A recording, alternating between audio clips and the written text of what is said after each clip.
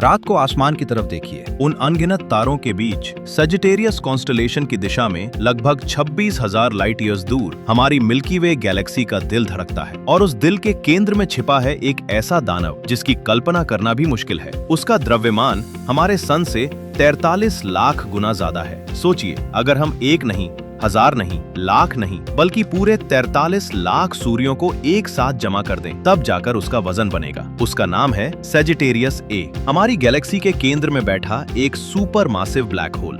दशकों तक वैज्ञानिकों को लगा कि ये एक सोया हुआ राक्षस है, शांत, निष्क्रिय, खामोश। लेकिन फिर 2023 से 2026 के बीच दुनिया के 3 सबसे शक्तिशाली स्पेस टेलीस्कोप्स ने कुछ ऐसा देखा जिसने हमारी पूरी समझ को चुनौती दे दी। उन्होंने पाया कि ये दानव सोया हुआ नहीं है। लगभग 200 साल पहले ये जाग चुका था और आज ये हर दिन 1-2 नहीं बल्कि 5 से 6 बार अत्यंत शक्तिशाली फ्लेयर्स छोड़ रहा है। गैलेक्सी के केंद्र से उठती ये रहस्यमयी चमकें आखिर हैं क्या? क्या सेजिटेरियस ए स्टार फिर से सक्रिय हो रहा है? क्या हमारी मिल्की वे के दिल में कुछ बड़ा बदल रहा है? और वैज्ञानिक इतने उत्साहित और कुछ हद तक चिंतित क्यों हैं? आज की कहानी उसी जागते हुए राक्षस की है जो हमारी गैलेक्सी के बिल्कुल बीचों बीच बैठा है। लेकिन कहानी आगे बढ़ाने से पहले सबसे जरूरी सवाल, ब्लैक होल आखिर होता क्या है? सिंपल शब्दों में, स्पेस में एक ऐसी जगह जहां मैटर इतना ज्यादा कंप्रेस हो जाता है कि ग्रेविटी लगभग अजेय बन जाती है। इतनी पावरफुल कि यूनिवर्स की सबसे तेज चीज, लाइट, भी उससे बचकर नहीं निकल सकती। एक बार अगर कोई चीज उसके बहुत करीब पहुंच जाए तो वापस आने का कोई रास्ता नहीं। इसीलिए ब्लैक होल को अक्सर यूनिवर्स का वन वे डोर कहा जाता है। अंदर जाना संभव है, बाहर निकलना नहीं। अब ज्यादातर ब्लैक होल्स तब बनते हैं जब कोई विशाल तारा अपनी जिंदगी के अंत में कोलैप्स हो जाता है। लेकिन सजिटेरियस ए स्टार कोई साधारण ब्लैक होल नहीं है। ये एक सुपर मैसिव ब्लैक होल है, यानी इतना विशाल कि सामान्य स्टेलर ब्लैक होल्स इसके सामने बौने लगते हैं। जरा इसके आंकड़े देखिए। मास हमारे सन से लगभग 43 लाख गुना ज्यादा। इवेंट होराइजन का डायमीटर लगभग 2 करोड़ 40 लाख किलोमीटर, यानी लगभग उतनी दूरी जितनी सन और मर्क्यूरी के बीच होती है। लोकेशन मिल्की वे गैलेक्सी का बिल्कुल केंद्र, सेजिटेरियस कॉन्स्टलेशन की दिशा में। डिस्टेंस फ्रॉम अर्थ लगभग 26,000 लाइट ईयर्स। और यही बात सबसे ज्यादा दिमाग घुमा देने वाली हो जाती है, क्योंकि जब हम सेजिटेरियस ए स्टार को देखते हैं तो हम उसे आज जैसा नहीं देख रहे होते। हम वो रोशनी देख रहे हैं जो वहां से 26,000 साल पहले निकली थी। मतलब जब वो प्रकाश अपनी यात्रा शुरू कर रहा था, तब पृथ्वी पर न कोई शहर था, न कोई साम्राज्य। मानव सभ्यता अभी खेती करना सीख ही रही थी और आज 26,000 साल बाद उसकी वही रोशनी हमारे टेलीस्कोप्स तक पहुंच रही है। यानी जब वैज्ञानिक सजिटेरियस ए स्टार को देखते हैं तो वे वास्तव में हमारी गैलेक्सी के दिल का 26,000 साल पुराना अतीत देख रहे होते हैं। वैसे सजिटेरियस ए कोई नई खोज नहीं है। साइंटिस्ट इसके अस्तित्व के बारे में 1974 से जानते थे, लेकिन एक बड़ी समस्या थी। हम जानते थे कि ये वहां है, इसके सिग्नल्स डिटेक्ट कर सकते थे, इसकी ग्रेविटी के इफेक्ट्स देख सकते थे, लेकिन इसे देख नहीं सकते थे। क्यों? क्योंकि 26,000 लाइट ईयर्स दूर मौजूद सेजिटेरियस स्टार आसमान में इतना छोटा दिखाई देता है कि उसे देखना ऐसा है जैसे पृथ्वी पर खड़े होकर चांद की सतह पर रखा एक अंगूर देखने की कोशिश करना। लगभग असंभव। तो साइंटिस्ट ने क्या किया? उन्होंने एक टेलीस्कोप नहीं बनाया, उन्होंने पूरी पृथ्वी को टेलीस्कोप बना दिया। इस प्रोजेक्ट का नाम था इवेंट होराइजन टेलीस्कोप, EHT। हवाई से अंटार्कटिका तक, स्पेन से चिले तक, दुनिया भर के 8 विशाल रेडियो टेलीस्कोप्स को एक साथ जोड़कर साइंटिस्ट ने एक अर्थ साइज्ड वर्चुअल टेलीस्कोप तैयार किया। इतना शक्तिशाली टेलीस्कोप जितना मानव इतिहास में पहले कभी नहीं बना था। और फिर आया 12 मई 2022, वो दिन जब मानवता ने पहली बार अपनी गैलेक्सी के दिल की तस्वीर देखी। दुनिया भर की हेडलाइंस में एक इमेज छा गई, एक चमकती हुई नारंगी रिंग और उसके बीच में एक गहरा अंधेरा। वही फेमस इमेज जिसे लोग ऑरेंज डोनट कहकर याद रखते हैं। लेकिन यहाँ एक बेहद दिलचस्प बात है। हम उस तस्वीर में ब्लैक होल को सीधे नहीं देख रहे थे, क्योंकि ब्लैक होल दिखाई ही नहीं देता। उससे तो लाइट भी बाहर नहीं निकल सकती। जो हम देख रहे थे वो थी उसके चारों ओर घूमती हुई करोड़ों डिग्री गर्म गैस। वो गैस इतनी तेज गति से घूम रही थी कि लगभग लाइट की स्पीड को छू रही थी। और धीरे धीरे ब्लैक होल के अंदर गिर रही थी। उस चमकती हुई रिंग को हम देख सकते हैं, लेकिन बीच का काला हिस्सा वो है ब्लैक होल की शैडो, यूनिवर्स के सबसे रहस्यमय ऑब्जेक्ट्स में से एक की परछाई।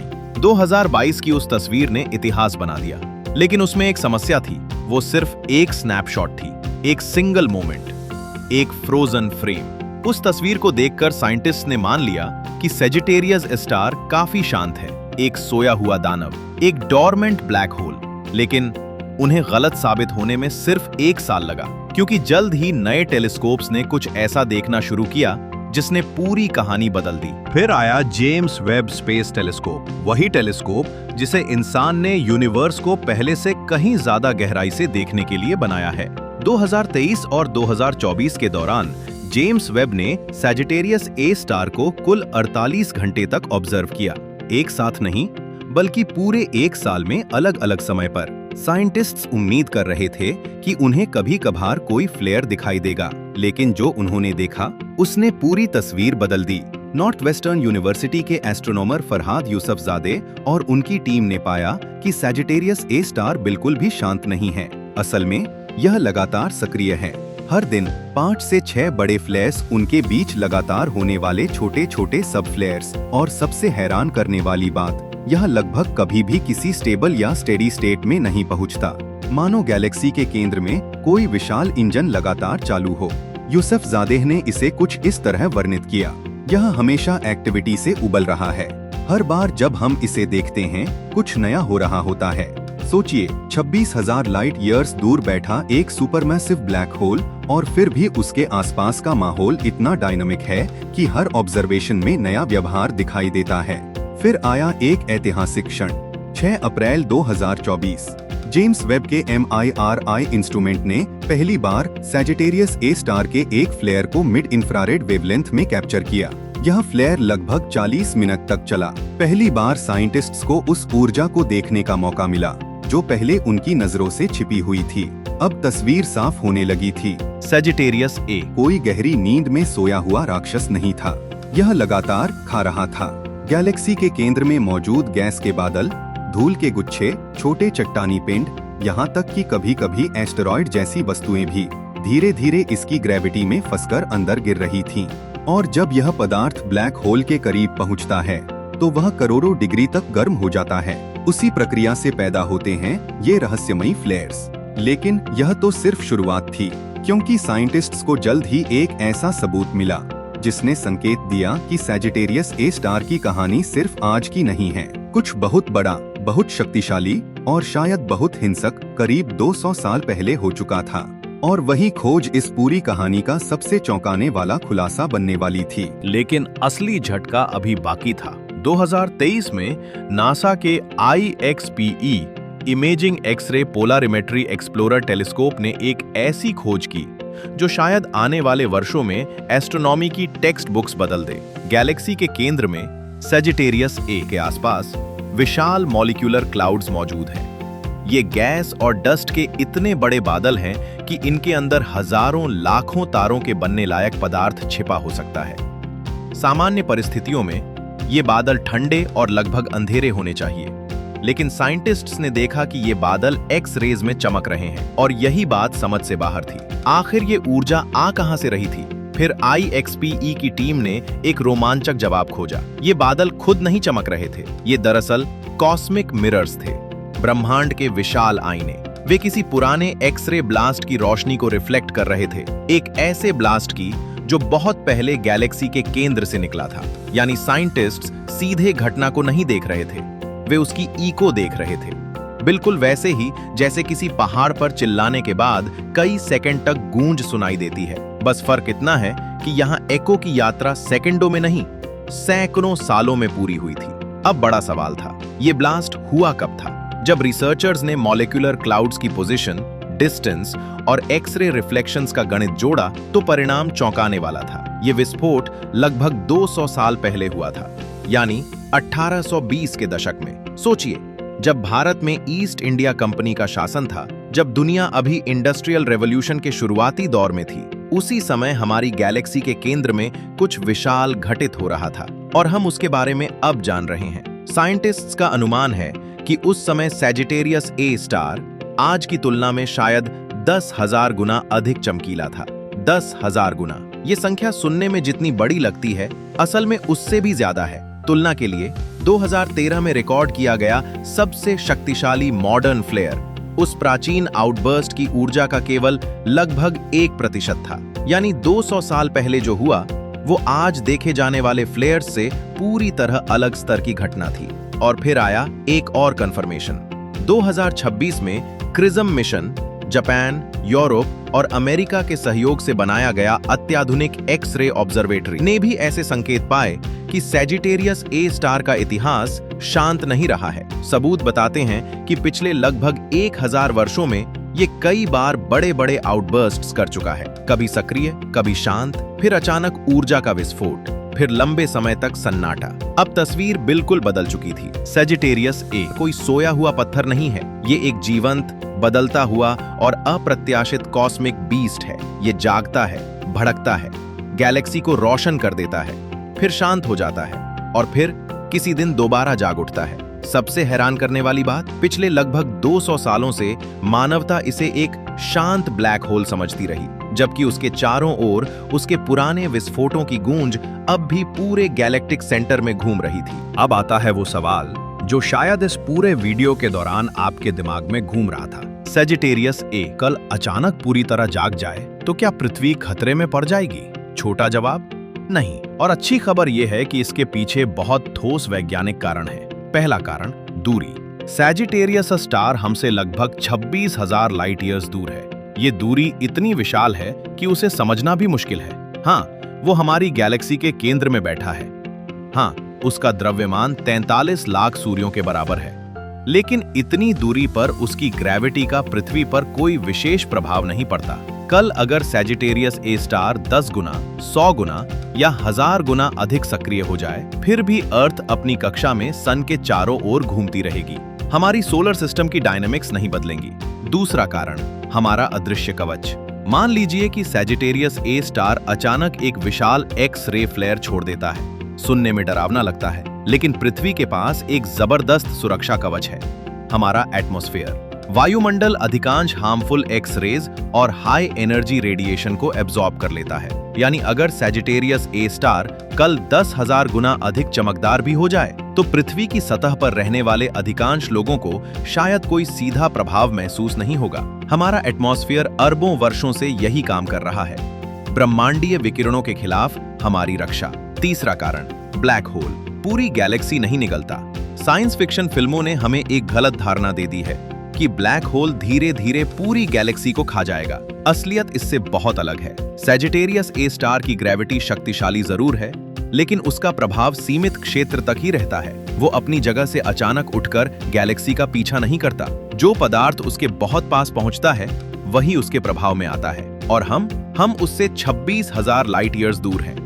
बिल्कुल सुरक्षित। लेकिन अगर भविष्य में कोई बहुत बड़ा फ्लेयर हुआ, तो उसके कुछ शानदार दृश्य परिणाम जरूर हो सकते हैं। कल्पना कीजिए, रात का आसमान, सैजिटेरियस की दिशा, और वहां अचानक एक नया चमकीला बिंदु उभर आए। इतना चमकीला कि हफ्तों या महीनों तक दिखाई देता रहे। मानव इतिहास में पहली बार लोग अपनी आंखों से मिल्की वे के केंद्र की गतिविधि देख सकें। ये खतरनाक से ज्यादा अद्भुत होगा। हालांकि एक समूह ऐसा है जिसके लिए यह चिंता का विषय बन सकता है, एस्ट्रोनॉट्स, जो पृथ्वी के एटमॉस्फेयर की सुरक्षा के बाहर होंगे, लो अर्थ ऑर्बिट, मून या भविष्य के मार्स मिशंस पर। उनके लिए इंटेंस रेडिएशन फ्लेयर्स वास्तविक खतरा बन सकते हैं। यही वजह है कि भविष्य के डीप स्पेस मिशंस में रेडिएशन प्रोटेक्शन सबसे बड़ी इंजीनियरिंग चैलेंजेस में से एक है। लेकिन कहानी का सबसे बड़ा अध्याय अभी भी भविष्य में लिखा जाना बाकी है। लगभग 4 से 5 अरब साल बाद हमारी मिल्की वे और एंड्रोमेडा गैलेक्सी एक दूसरे से टकराएंगी। दो विशाल गैलेक्सीज का धीमा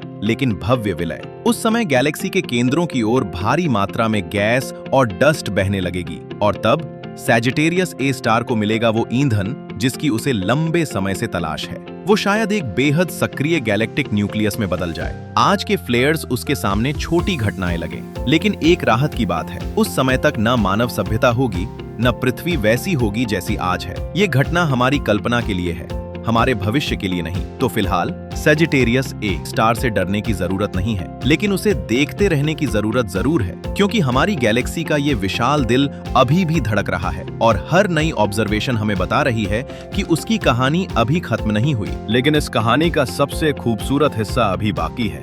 जब हम ब्लैक होल का नाम सुनते हैं तो हमारे दिमाग में एक ही तस्वीर आती है, अंधेरा, विनाश, सब कुछ निगल जाने वाला राक्षस। लेकिन सच शायद इससे कहीं ज्यादा दिलचस्प है, क्योंकि एक सवाल बहुत कम लोग पूछते हैं, क्या होगा अगर सेजिटेरियस ए स्टार कभी होता ही नहीं? आज वैज्ञानिकों का मानना है कि लगभग हर बड़ी गैलेक्सी के केंद्र में एक सुपर मैसिव ब्लैक होल मौजूद है। एंड्रोमेडा हो, M87 हो या हमारी अपनी मिल्की वे, सबके दिल में ऐसा ही एक विशाल गुरुत्वीय इंजन छिपा हुआ है। और पिछले कुछ दशकों की रिसर्च ने एक हैरान करने वाली बात दिखाई है, गैलेक्सी और ब्लैक होल अलग अलग नहीं बढ़ते, वे साथ साथ इवॉल्व होते हैं, जैसे किसी पेड़ और उसकी जड़ों का रिश्ता। जितना बड़ा और परिपक्व ब्लैक होल, उतनी ही बड़ी, संगठित और स्थिर गैलेक्सी। यानी गैलेक्सी सिर्फ ब्लैक होल को जन्म नहीं देती, ब्लैक होल भी गैलेक्सी को आकार देता है। और हमारी गैलेक्सी के मामले में उस शिल्पकार का नाम है सैजिटेरियस ए। लगभग 13.6 अरब वर्षों से यह मिल्की वे के केंद्र में मौजूद है। इसने तारों के बनने की गति को प्रभावित किया, गैस के प्रवाह को नियंत्रित किया, गैलेक्सी की संरचना को आकार दिया और शायद अरबों तारों की नियति तय की। यहाँ तक कि गैलेक्सी के ऊपर और नीचे फैले हुए विशाल फर्मी बबल्स भी शायद इसके प्राचीन विस्फोटों की निशानी हैं। कल्पना कीजिए, लगभग 50,000 लाइट ईयर्स तक फैले हुए ऊर्जा के विशाल गुब्बारे, इतने बड़े कि उनमें हमारी पूरी सोलर सिस्टम असंख्य बार समा जाए। और संभवतः ये किसी पुराने दौर में सैजिटेरियस ए स्टार की उग्र गतिविधि का परिणाम है। अब एक पल के लिए सोचिए, अगर सैजिटेरियस ए स्टार कभी अस्तित्व में ही नहीं होता तो शायद मिल्की वे आज जैसी नहीं होती। गैलेक्सी का आकार अलग होता, उसकी संरचना अलग होती, तारों का वितरण अलग होता और शायद हमारा सन उस स्थान पर कभी बनता ही नहीं जहां आज है। अगर सन नहीं होता तो अर्थ नहीं होती, अगर अर्थ नहीं होती तो हम ये कहानी सुनने के लिए यहाँ नहीं होते। यानी एक अर्थ में जिस ब्लैक होल को हम मॉन्स्टर कहते हैं, वो सिर्फ विनाशक नहीं है, वो हमारी कहानी का एक निर्माता भी है, एक ऐसा कॉस्मिक आर्किटेक्ट जिसने अरबों वर्षों तक पर्दे के पीछे रहकर हमारी गैलेक्सी को आकार दिया। और यही इस पूरी कहानी की सबसे बड़ी विडंबना है। जिस राक्षस से लोग डरते हैं, हो सकता है कि हमारा अस्तित्व उसी की वजह से संभव हुआ हो। तो अगली बार जब आप रात के आसमान की ओर देखें और सैजिटेरियस की दिशा में नजर डालें, तो याद रखिए, 26,000 लाइट ईयर्स दूर बैठा वो अंधेरा दानव सिर्फ गैलेक्सी का दिल नहीं है, संभव है वो हमारी अपनी कहानी की शुरुआत भी हो। अगर ये वीडियो इन्फॉर्मेटिव लगा तो लाइक करो, चैनल को सब्सक्राइब करो। ये था क्यूरियस माइंड्स, और हमेशा की तरह स्टे क्यूरियस, स्टे कॉस्मिक।